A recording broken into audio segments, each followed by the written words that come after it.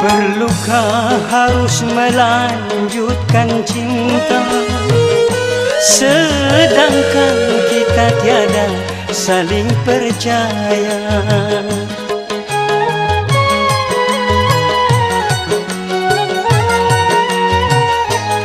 Sudahkah ada pengganti di sana yang lebih memuaskan segala-galanya?